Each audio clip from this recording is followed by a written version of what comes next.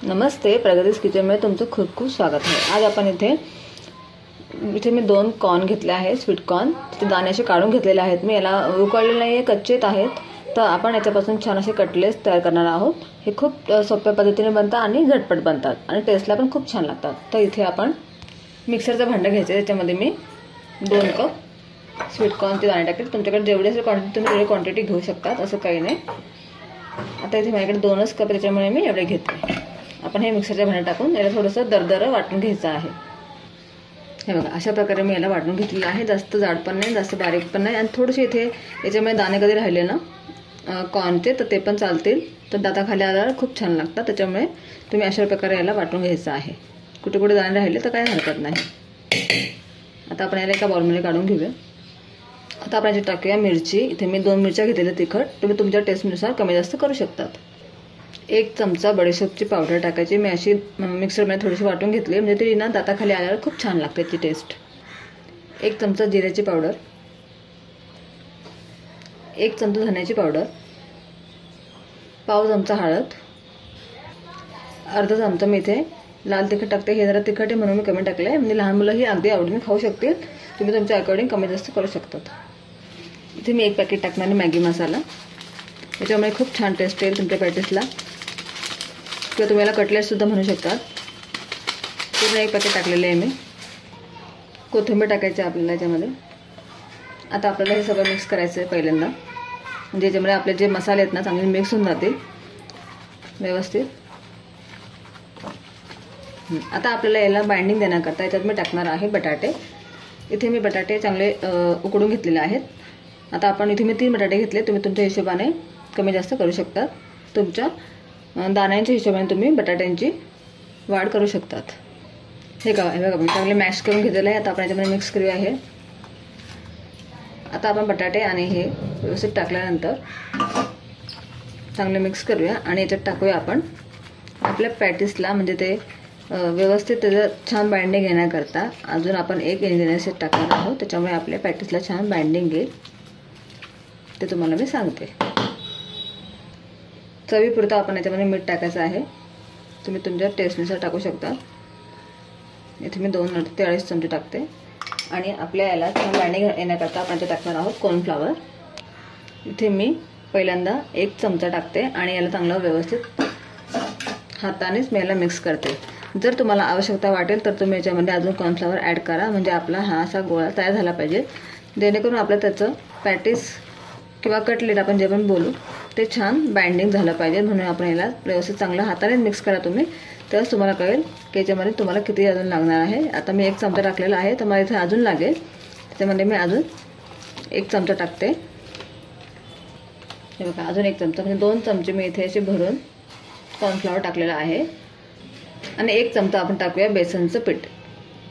हे आपण 1 चमचा याच्यामध्ये बेसन पीठ टाकलेलं आहे। आता मी याच्यात जास्त घट्ट गोळा तयार केलेला नाहीये, अगदी बघा असं हातावरती थोडंसं सैल आहे हा, म्हणजे मीडियम कन्सिस्टन्सीला आहे, जास्त घट्ट पण आहे जास्त पातळ पण नाहीये। तर आता आपण हे डायरेक्ट पॅटीस आहे ना डायरेक्ट तळणार नाहीये। मोस्टली काय असतं, बऱ्याच वेळा तुम्ही पॅटीस किंवा कटलेट डायरेक्ट तेलामध्ये फ्राय करतात, तर याला मी वेगळ्या पद्धतीने तुम्हाला बनवून दाखवणार आहेत। जे पॅटीस तुम्ही 1 महिन्यापर्यंत स्टोअर करून ठेवू शकतात फ्रीजरमध्ये।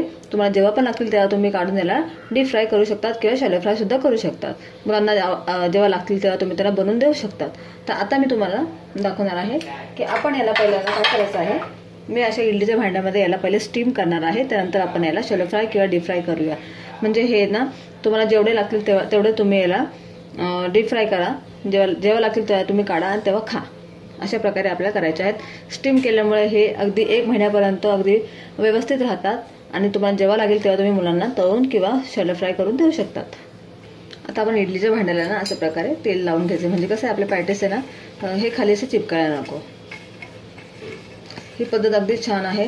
मुलं कसं आहे कधी कधी पटकन आपल्याला मागतात की मला हे बनवून देते, म्हणून ते आपल्या इन्स्टंट आपल्याकडे काही राहत नाही, त्यामुळे तुम्ही अशा प्रकारे बनवून फ्रीजरमध्ये ठेवू शकतात। आणि मुलांना तुम्ही जेव्हा लागेल तेव्हा ते बनवण्या अगोदर ना थोडं 10 मिनिटं अगोदर काढून ठेवायचं आपल्याला बाहेर फ्रीजरमधून, आणि त्यानंतर तुम्ही मुलांना तळून देऊ शकतात। मुलंही खुश आणि आपणही खुश। हे बघा, आता सगळ्या भांड्यांना तेल लावून घेतलेलं आहे। आता आपण ना अशा प्रकारे हाताला वगैरे तेल लावायची काही गरज नाही, आपल्याला फक्त असा घ्यायचा आहे जस्ट गोळा आणि आपल्याला याच्यावर ठेवायचं आहे आणि थोडंसं याला प्रेस करायचं आहे. म्हणजे तुम्हाला जसा आकार द्यायचा असेल तुम्ही याला करू शकता. आणि आपल्याला याला स्टीम करायचं आहे इडलीच्या भांड्यामध्ये. तुम्ही चाळणीसुद्धा ठेवू शकतात, तुमच्याकडे जे अवेलेबल असेल तुम्ही त्याच्यामध्ये ठेवू शकतात. अशा प्रकारे मी लहान लहानच करत असतो, मोठे मोठे करू नका, म्हणजे दिसायला पण ते छान दिसतात. हे बघा, अशा प्रकारे आपण त्याला सगळ्या भांड्यामध्ये ठेवून स्टीम करून घेऊया. आता मी इथे जास्त घट्ट गोळा का नाही केलेला आहे त्याचं पण तुम्हाला मी कारण सांगते. जास्त घट्ट गोळा जर तुम्ही केला ना तर ते पॅटीस खाताना थोडेसे असे कडकसर लागतील. आणि असं थोडासा तुम्ही नॉर्मल जर केला मीडियम कन्सिस्टन्सीला तर ते खाताना अगदी आतमधून सॉफ्ट लागतात आणि वरतून तळल्यावरती किंवा तुम्ही शॅलो फ्राय केल्यावर ते क्रिस्पी लागतील. त्याच्यामुळे तुम्ही थोडासा ना हा डो अशा प्रकारे मी जशा प्रकारे तशा प्रकारे तुम्ही त्याला मीडियम कन्सिस्टन्सीला ठेवा, थोडा सेट राहू द्या आणि मग तुम्ही करून बघा. खूप छान टेस्टी लागतात. तुम्ही नक्की रेसिपी ट्राय करा, मुलं अगदी आवडीने खातात. हे बघा, अशा प्रकारे आपण करून घेऊया. बस मी सगळे बनवून घेते आणि याला स्टीम करून घेऊया आपण 15 मिनिटाकरता. आता आपण याला स्टीम करायला ठेवूया. आपल्याला 15 मिनिटापर्यंत ठेवायचं आहे स्टीम करायला. त्यानंतर तुम्हाला मी उघडून दाखवते.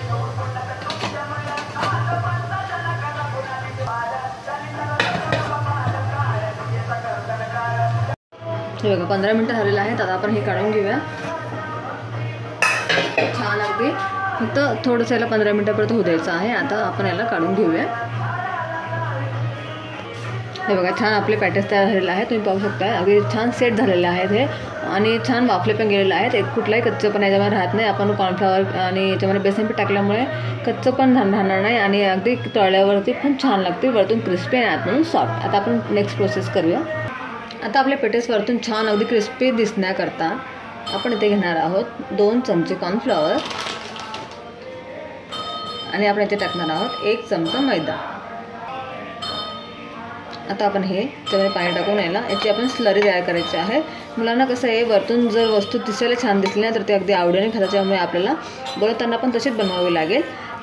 तर आता आपण याला पाणी टाकू याच्यामध्ये, थोडं थोडं पाणी टाकायचं याच्यामध्ये आणि याची अशी पेस्ट तयार करायची आहे. म्हणजे आपल्याला याच्यामध्ये आपले पॅटीस घालून फ्राय करायचे आहेत. खूप टेस्टी लागतात हे. आता मी थोडंसं अजून पाणी टाकेल. तुम्ही तुमच्या कन्सिस्टन्सीनुसार करायला जास्त पातळ पण नाही करायची, जास्त घट्ट पण नाही करायची. मीडियम कन्सिस्टन्सी ठेवा, म्हणजे आपल्या पॅटीसला ना ते छान कोटिंग बसलं पाहिजे. हे बघा, बस अशा प्रकारे आपल्याला पेस्ट तयार करायची आहे, याची स्लरी तयार करायची आहे. बघा, तुम्ही पाहू शकता. आता आपण करणार आहोत, आता आपण इथे ब्रेड क्रम्सच्या ऐवजी इथे मी टोस्ट घेणार आहे. टोस्ट प्रत्येकाच्या घरामध्ये असतातच उपलब्ध. जर तुमच्याकडे ब्रेड क्रम्स नसेल तर तुम्ही अशा प्रकारे टोस्ट घेऊन त्याचा छान असं त्याला क्रिस्पी किंवा तुम्ही मिक्सरमध्ये याला वाटून घ्या आणि याचा बारीक चुरा करून घ्या आणि वरतून लावून आपण ही फ्राय करायचे आहेत. हे बघा, अशा प्रकारे मी मिक्सरमध्ये याला छान बारीक वाटून घेतलं. हे झालं आपलं ब्रेड क्रम्स तयार. म्हणजे ब्रेड क्रम्स नाही, हा टोस्टपासून बनवलेला आहे. जर तुम्हाला ब्रेड नसेल तुम्ही टोस्टपासून अशा प्रकारे क्रम्स बनवू शकतात आणि वरतून लावून क्रिस्पी बनवू शकतात. आता आपण एका साईडला कढई ठेवायची आहे गरम करायचं, त्याच्यामध्ये आपण तेल टाकूया. तेल आपण तापू देऊया. थोडंसं गॅसची फ्लेम आहे मीडियम ठेवायची आहे, जास्त पण एकदम कडक गरम करू नका. म्हणजे ही तयारी आपण पहिले करून घ्यायची आहे. आता इथे मी तेल टाकलेलं आहे. आपण डीप फ्राय करणार, तुम्ही याला शॅलो फ्रायसुद्धा करू शकतात. चला, आपलं आता तेल गरम होतं तोपर्यंत आपण आपले पॅटीस तयार करून घेऊया. आपण पहिले ह्या स्लरीमध्ये हे असे घोळवायचे आहेत. हे बघा, अशा प्रकारे तुम्ही यांना डायरेक्ट पण फ्राय करू शकतात, असं काही नाही. पण मी हे लहान मुलांकरता कसं आहे, आपले मुलं बघूनच त्यांना असं आवडायला पाहिजे, त्यामुळे मी अशा पद्धतीने करते. तुम्ही डायरेक्ट पण याला फ्राय करू शकता, कारण की आपले हे शिजलेले आहेत ना. आता आपण याच्यात टाकायचे आणि यांना परत त्याच्यामध्ये घेऊन घेऊया. आपण चांगलं प्रेस करू, म्हणजे कसं हे तळल्यावरती अगदी छान दिसते. अशा प्रकारे आपण बनवून घेऊया सगळं.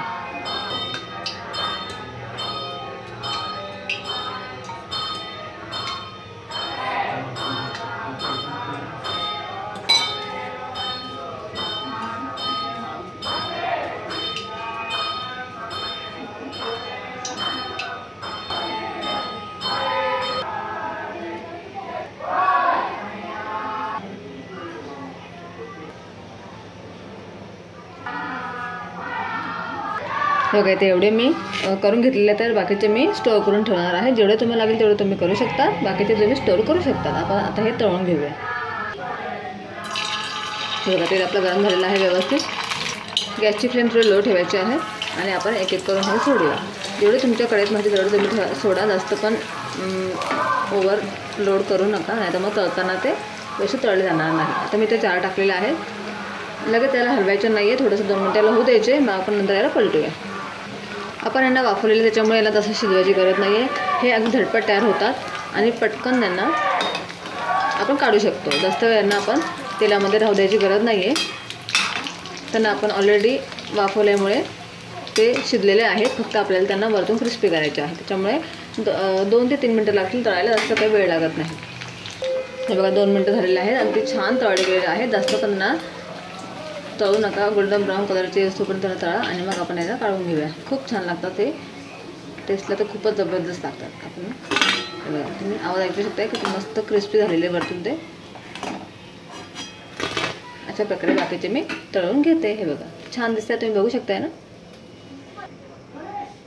दुसरी बॅच पण टाकून घेऊया आपण आणि सेम पद्धतीने 2 मिनटं आपण याला तळून घेऊया.